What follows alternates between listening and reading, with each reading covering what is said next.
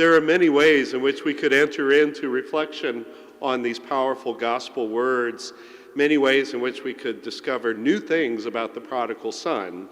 So one way that Father Peter has invited us to reflect this weekend together is by inviting one of us to come forward, offer a personal reflection on the gospel of the prodigal son. This morning we have Ed Harasim, who I have known many years, who will share with us wisdom and a beautiful take on the gospel. Thank you, Ed. I can share age, I don't know about wisdom. So I want to first thank Father Peter and Mary Schwartz, who reached out to me, invited me to speak as part of this Encounter series. As you know, we have parishioners speaking at various masses every couple of months. I will admit that I'll miss Father Chris's unique and thoughtful take on today's gospel. I know he spent part of spring break last week grading papers, so I'm glad that he's enjoying a well-deserved break from preaching today. By introduction, my name is Ed Harasim, and I've been part of St. Clement's now for the past 6 years, although I'm a longtime Chicago resident. I'm usually scurrying in and out of the sacristy over there, looking a little harried sometimes, since that's the service need that's most needed to fulfill here at St. Clement. So I certainly would invite you, if you'd like to know more about the role of sacristan, an important role behind the scenes to make sure everything's set so that the presider and the priests and the musicians can take their parts, I'd be happy to talk to you after Mass. I'm also part of the RCIA team that Father Matt leads, and on the evangelization committee as well. I wouldn't be taking part in these opportunities, though, without the specific invitation of Father Peter or the warm welcome of Father Matt. You know, we're so blessed to have a leadership team here at the parish, and I'm not just speaking of the priests at the parish, but our whole leadership team that's committed to empowering all of us here at St. Clement to be what Pope Francis calls missionary disciples. Our Lenten theme is overcome, and more specifically, what do I need God to help me overcome? As I reflected on the theme of overcome, I began by reflecting on the gospel before the examples at work in my own life. In today's parable of the prodigal son, we hear powerful themes: intentional separation from family, arrival at self-awareness, acknowledgement of the need for forgiveness, homecoming, reconciliation, celebration, and even envy or jealousy. In his hunger and desperation, the prodigal son needs to overcome his pride and ask for forgiveness. He also needs to overcome his sense of unworthiness based on his poor choices, which laid waste to his life. He doesn't feel deserving of sonship. His older brother needs to overcome his feelings of being overlooked and his self-pity for undertaking his duty to the family, which he believes goes unnoticed and unrewarded. He's not feeling that he's a worthy son. Does the father in the parable have something he needs to overcome? I wonder if perhaps he's overcome a sense of resignation, wondering whether his son might never come to his senses. Or perhaps he's overcome the feeling that his son's downward spiral of self-interest would result in his being lost to the family forever. It's clear that the Father, like our God, lives in hope with an unwavering faith in his Son's return. That's why he waits and watches for him. I can't help but think it was no surprise to either the father or the brother that this son would squander his share of the estate when he moved away. Yet the Father, like our God, offers the Son freedom of choice, freedom to choose to be the best person he can be. And he trusts that his Son will make the best choice and return home to them. Jesus teaches us that this is how God created us. God offered us freedom to choose to be the best person we are created to be.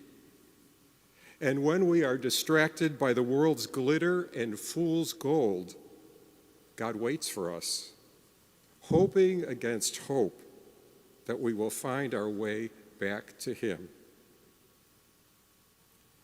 Reflecting on the theme of overcome and stirred by this story of the relationship between father and son, I see how God has offered me opportunities and people to help me overcome obstacles that hindered my own relationship with my Father. I believe God invited me to be the person I was created to be. My dad had many wonderful qualities: a keen sense of humor, warm hospitality, exploration. As the three of us, Mom, Dad, and myself, visited caves in the Ozark, watched Old Faithful gush at Yellowstone, swam in the warm Atlantic, and filled up on soft-shell crabs we fished out of Chesapeake Bay. But there was a dark side when Dad drank, and there were times I prayed that we'd arrive home safely when he drove after too many drinks. Dad was a functional alcoholic. He worked and supported our family, but he was often sullen, angry, and verbally abusive. Often it was in the form of a humor that was derisive. I prayed often that he would quit drinking. I know my mom secretly topped off his booze bottles with water, hoping the same. As he aged, his drinking slowed significantly, but the scars of his drinking remained.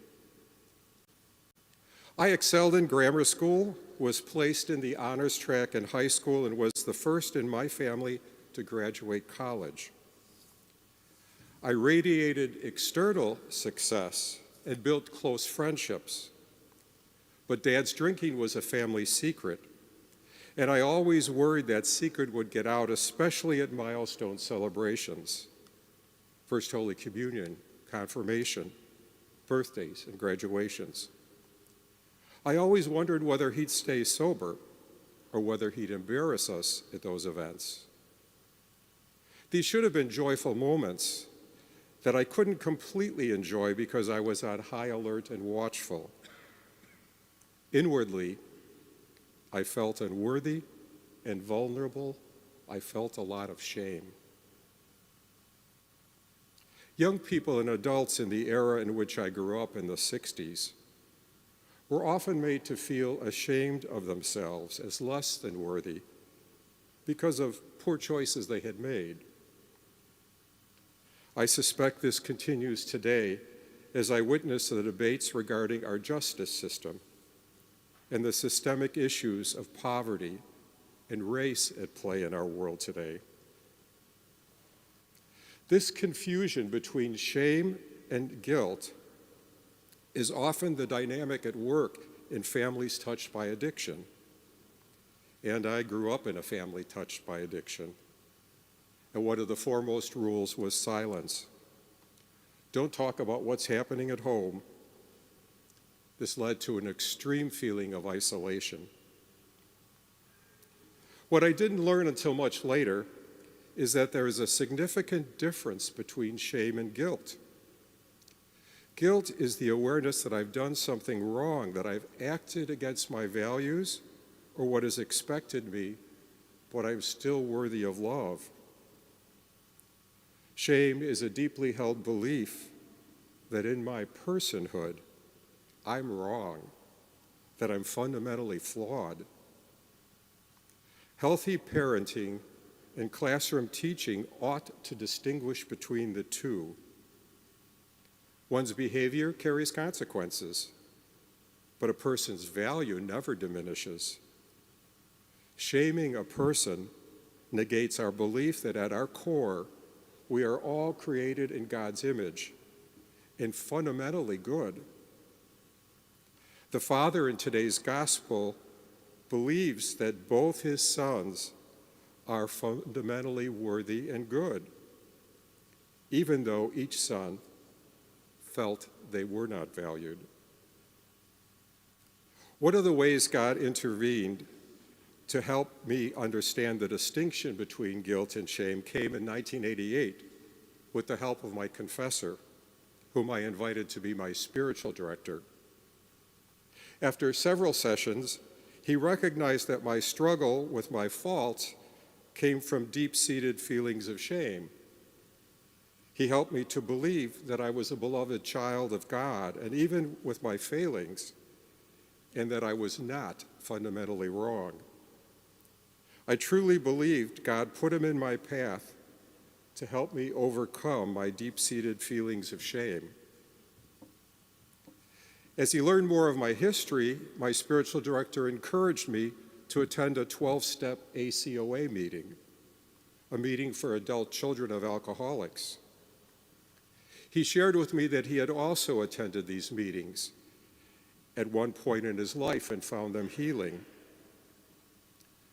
12-step meetings, which began as Alcoholics Anonymous, have branched out to assist recovery for family members of alcoholics and individuals who struggle with a variety of addictions.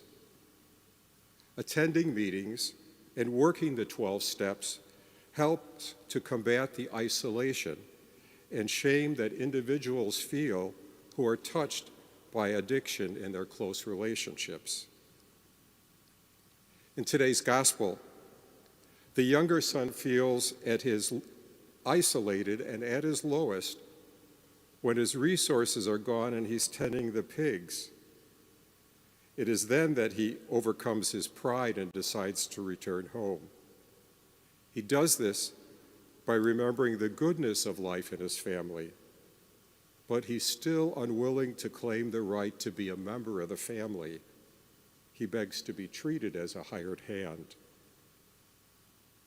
Each 12-step meeting focuses on one of the steps and consists of someone sharing his or her life experience on a particular step. As I sat in the first meeting and listened to the person sharing, I thought to myself, it sounds like he grew up in my house.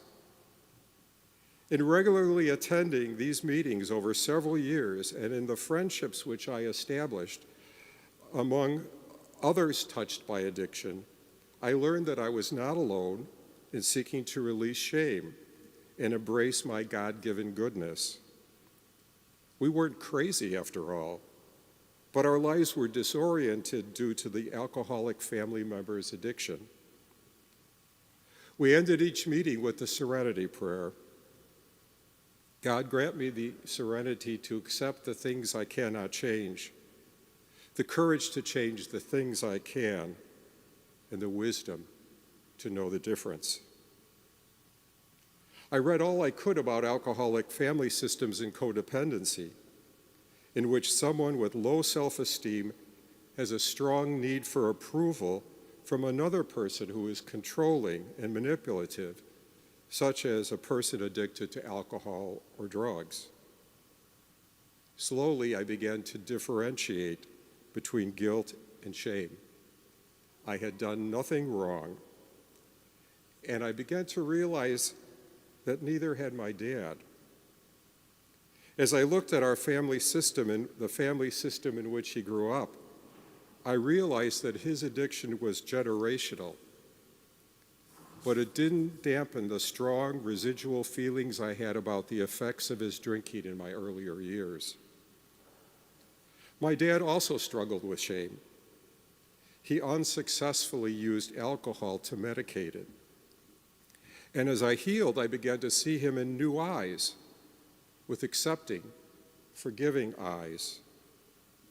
I believe that God helped me to overcome feelings of isolation and shame through the suggestion of my spiritual director and the friends that I had made at the ACOA meetings where we shared our family stories. My reading also deepened my understanding that this was a disease, not a fault. Gratefully, Dad's drinking had tapered as he aged. In 1996, my mom's health began to deteriorate as her congestive heart failure worsened. One day she called to tell me that Dad had fallen at home and hit his head. He suffered a brain bleed, and as an only child, I was suddenly checking in on Mom, bedridden at home, and at the hospital on Dad. After several weeks in rehab, Dad came home for a trial visit, but due to a fall the previous weekend, Mom had to go into the hospital and Dad came home with me. Within 2 weeks, I buried my mom, and because of my dad's memory impairment and wandering, I placed him in assisted care. As Dad's dementia increased, he had lost interest in reading. He also succeeded in a nighttime escape and was found several miles away looking for a drugstore at 2 a.m. So he was moved to the locked Alzheimer's unit. And as his hip deteriorated, he needed wheelchair assistance. After a while, I couldn't take him out to lunch anymore because he confused the knife with the fork. The anger that often had flared up in my dad when he was younger disappeared. His only agitation came if I was visiting at sundown and leaving to go home, or when his hip pain was irritating him. The reversal of our relationship over the 7 years my dad lived in that nursing facility, the son caring for the father, gave me time to heal and forgive. I believe that God gave us that time together for a reason. I truly believe God helped me overcome years of anger and disappointment in my dad's drinking. I choose instead to stay in the present and focus on his qualities and strength. One day, the home called to tell me Dad's heart was failing. I rushed to the hospital to which he was transferred. As the arrhythmia slowed his heart and his blood pressure sank, I sat with him in a private room, held his strong hand, and talked to him, trusting that he was hearing me, even if he was unresponsive. I reminded him of happier times, vacations to the Ozarks, fishing off Montrose Harbor, the songs he liked to sing in the car, and all the loved ones, including Mom, who would be waiting for him in God's heaven. I told him it was okay to let go. As the sun slipped in the afternoon summer sky, my dad's breathing and blood pressure slowed until he slipped into God's arms. And as he did, I prayed that the peace and self-esteem he didn't fully experience here on earth would be bountiful in the kingdom of Christ. It was a grace, truly a grace moment for both of us. Do I still have areas in my life that I ask God's help to overcome? You bet. It wasn't difficult to fill up that Lenten card I dropped into the basket on Ash Wednesday. But as I look back on my life, I thank God for the people and the experiences which nudged and enabled me to overcome anger, to heal shame and isolation, and to forgive my father and the generations that preceded him.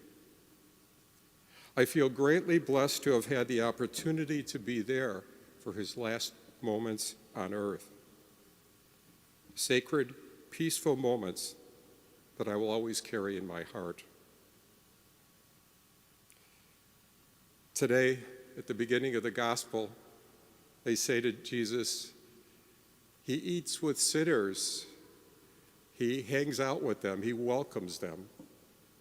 Tomorrow night is our Lenten reconciliation service, a chance for prayer and song, the sacrament of the sick, the sacrament of reconciliation. I'll just say this, we're blessed here, but if you ever go to confession and you're made to feel ashamed, then you've gone to the wrong confessor. That's not what the sacrament is about. Like in today's gospel, it's a sacrament of welcome, where the Father offers a cloak, a ring, and a celebration.